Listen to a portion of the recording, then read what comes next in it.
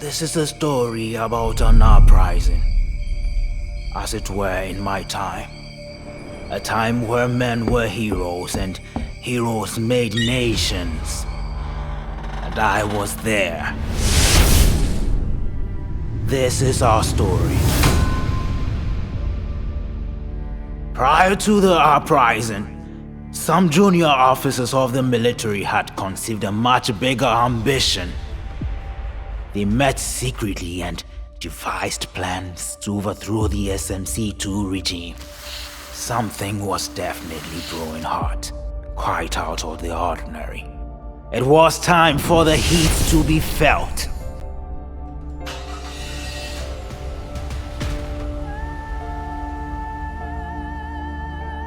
The day finally came.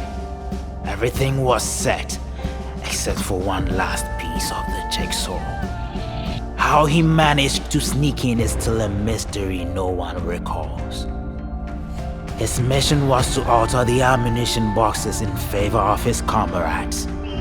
But then, fate decided to take a different turn. He was a cunning one, and as cunning as he were, his sheer luck was yet to be sacrificed for a much greater despair.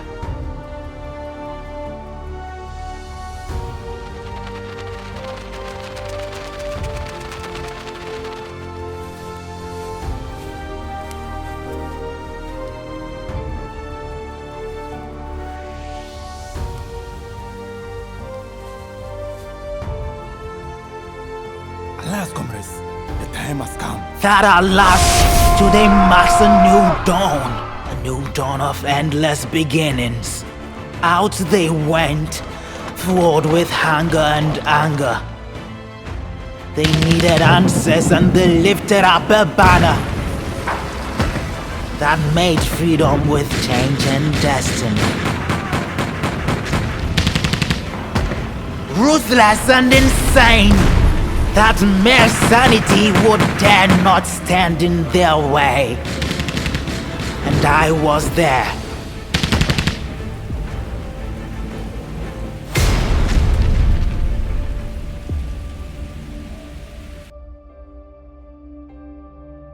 Good morning, fellow countrymen.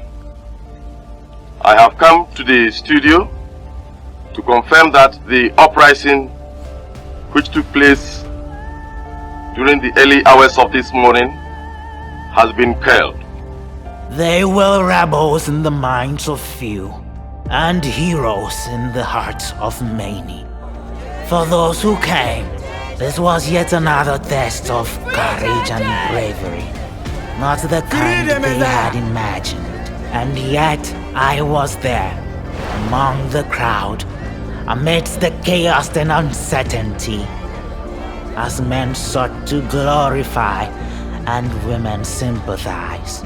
His words gave meaning to injustice and hope yet to be determined by raging band of blood, sweat and tears alike, where might knows no passion and strength is valor.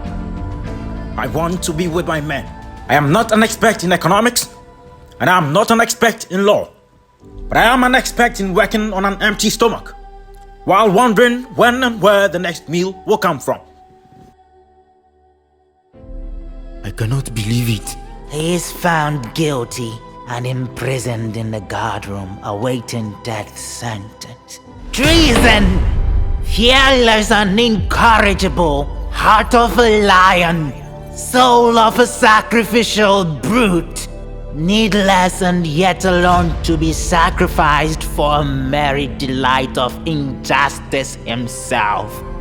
And I was there. That day finally came, and they came again.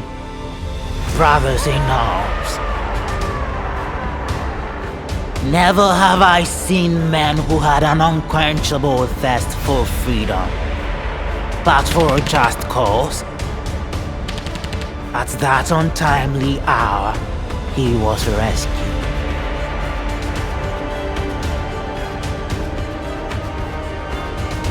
he was marched into the broadcasting house where he addressed the nation.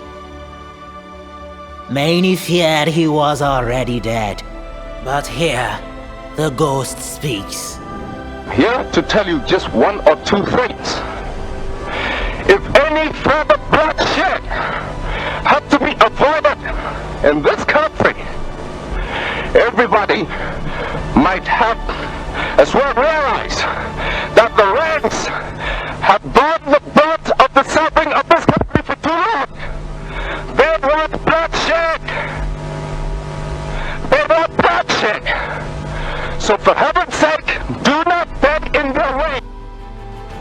That day, they became a revolution. And here the general was again. I have come to the studio once again, this time to make a special appeal to all members of the armed forces.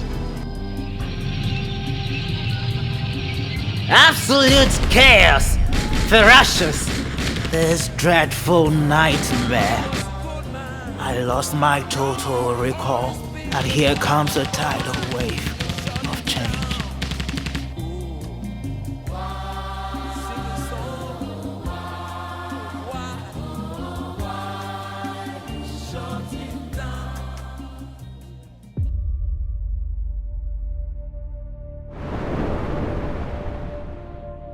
The events that followed were full of chaos and unrest. The insurgents rounded up senior military officers, including 3 former heads of state: General F.K. Akufo, Ignatius Kutu Echampong, and Afrifa for trial. They were later executed through a firing squad. Flight Lieutenant JJ Rawlings was appointed leader of the Armed Forces Revolutionary Council. He arranged an incoming general election and handed over the reins of governance to Dr. Hilali Man in September 1979. This was not long-lived. He was later overthrown on December 31st, 1981. The events of June 4th left a vivid mark on the country's history. Many individuals had to leave the country to seek refuge elsewhere. For those who stayed, many had to endure the violation of human rights, press freedom, mass arrest and abduction, and varying degrees of restrictive measures.